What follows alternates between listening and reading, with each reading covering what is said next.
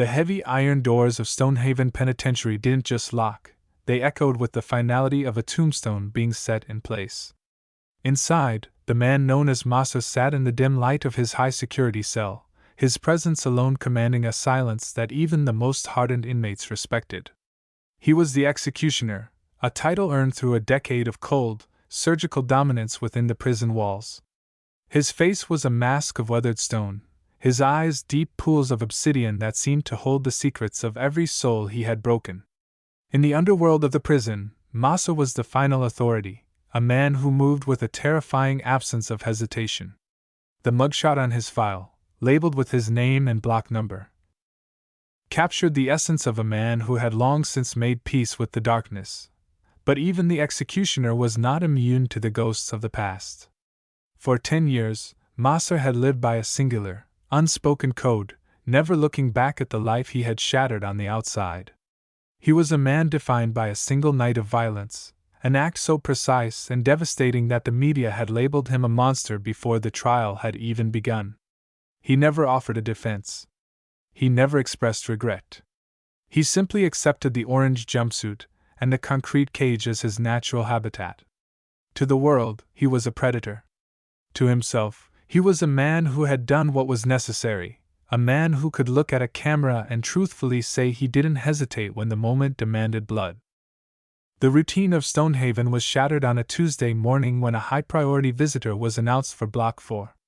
It was unheard of for Massa to receive visitors. He had no family left, and his associates were either dead or buried in similar cages.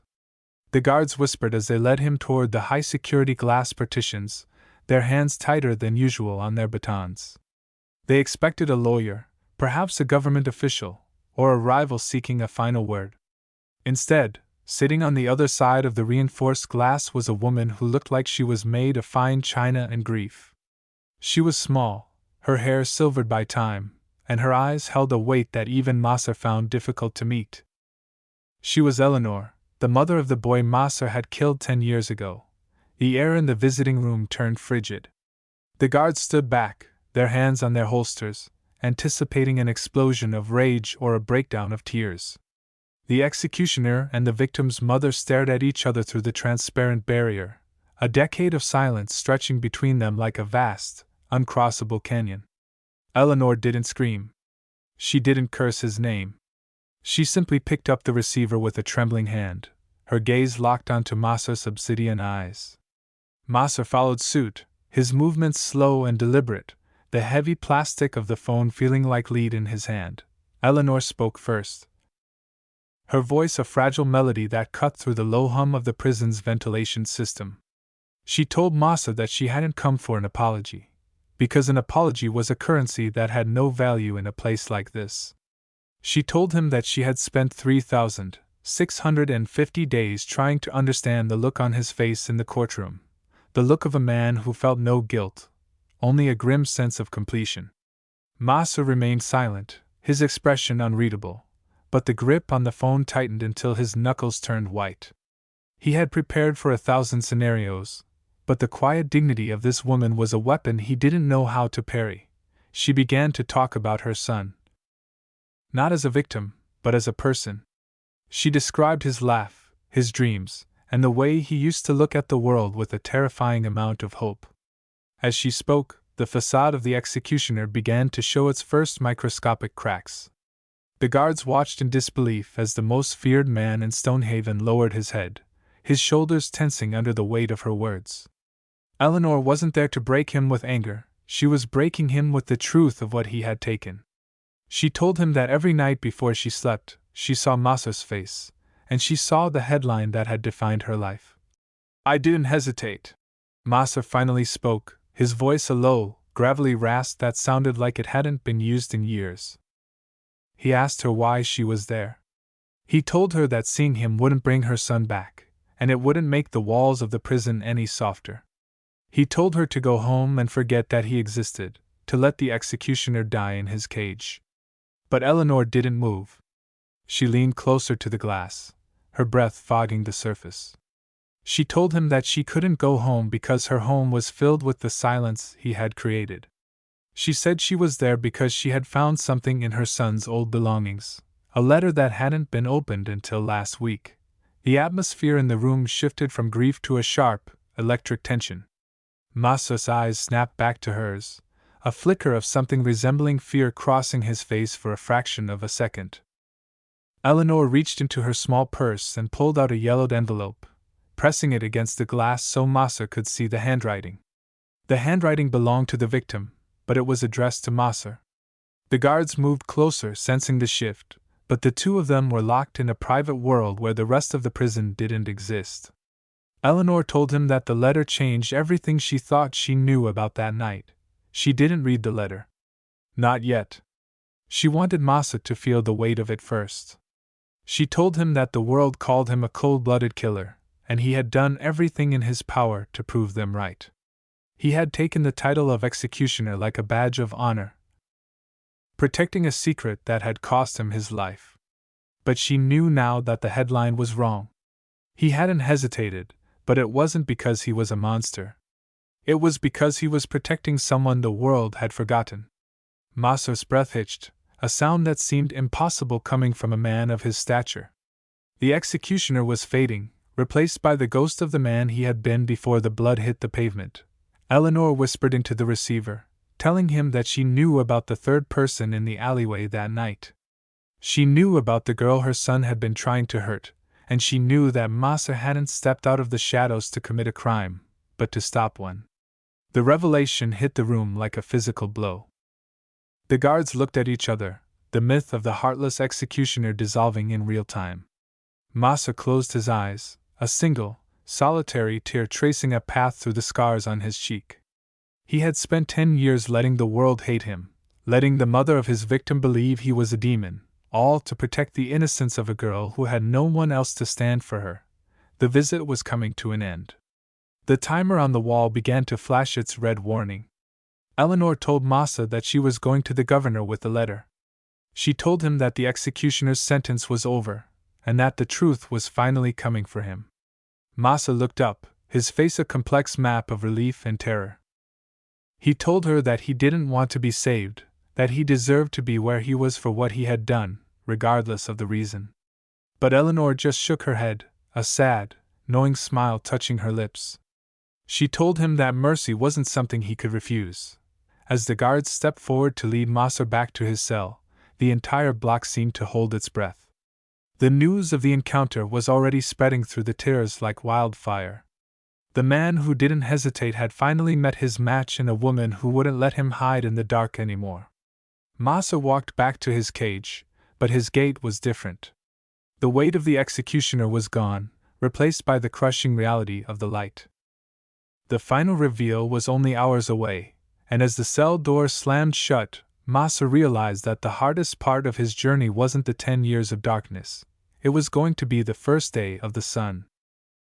The news of Eleanor's visit rippled through the concrete veins of Stonehaven like an electrical surge, bypassing the guards and the high-tension wires until every inmate in Block 4 knew the executioner had been touched. In his cell, Masa sat in the absolute dark, the silence no longer a shield but a suffocating weight.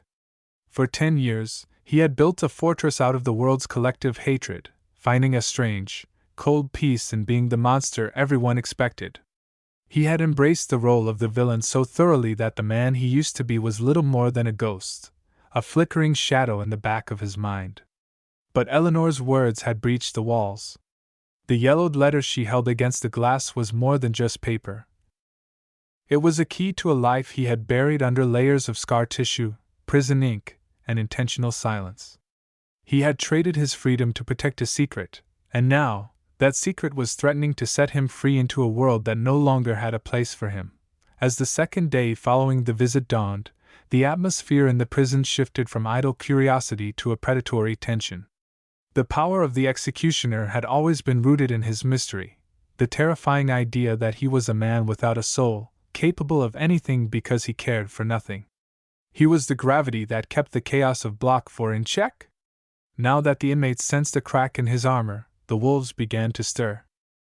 Rival gangs, men who had feared Masa's shadow for a decade, saw an opportunity to topple the king.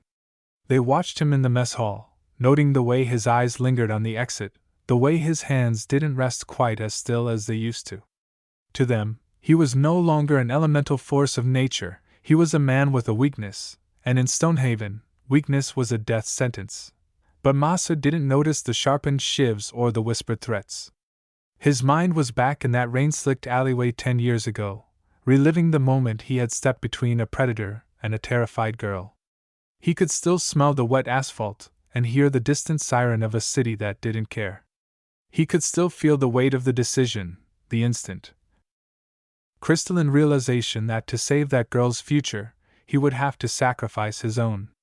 He had stepped out of the shadows not as a killer, but as a wall. He had looked into the eyes of Eleanor's son and seen a darkness that couldn't be reasoned with. He hadn't hesitated then, and despite the decade of wrought and iron, he knew he wouldn't hesitate now. He had chosen to be the monster so she wouldn't have to be a victim. The warden, a man named Sterling who viewed the prison as a private ledger of assets and liabilities, summoned Massa to his office that afternoon.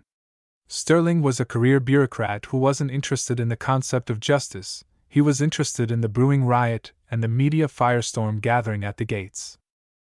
He threw a newspaper onto the desk, the headline screaming about the Stonehaven secret and the reopened investigation.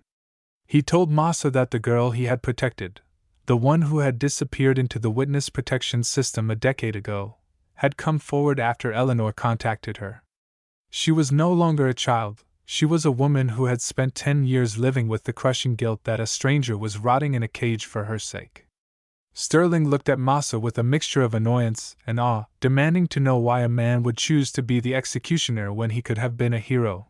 Massa's response was a hollow, haunting laugh that seemed to vibrate the glass of the warden's windows. It was the sound of a man who had seen the bottom of the world and found it empty. He told Sterling that the world doesn't have room for heroes who come from the dirt and the shadows. He knew that if he had told the truth back then, the girl would have been dragged through a televised trial that would have picked her soul apart for the entertainment of the masses. He chose to be the villain because the villain is the only one the world leaves alone. He had wrapped himself in the executioner's cloak to keep her warm. But the choice was being taken away from him. The legal team Eleanor had assembled was already at the front gates, armed with the letter and the testimony of a survivor who refused to stay silent any longer. The final reveal happened in the prison's main courtyard, under the harsh, unforgiving glare of the afternoon sun. A group of inmates, led by a man who had lost his brother to Massa's surgical justice years prior, cornered the executioner near the rusted weight piles. They wanted to see if the legend could bleed. They wanted to see if the monster was just a man after all.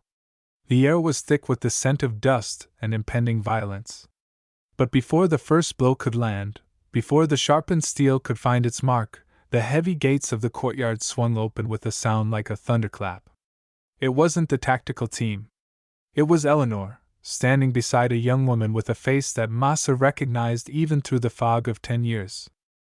The yard went silent, a heavy, absolute silence that felt like the world had stopped spinning. 500 of the most dangerous men in the state watched as the young woman walked toward the man the world called the executioner. She didn't see the scars, the prison tattoos, or the fearsome reputation. She saw the man who had stepped into the dark so she could live in the light.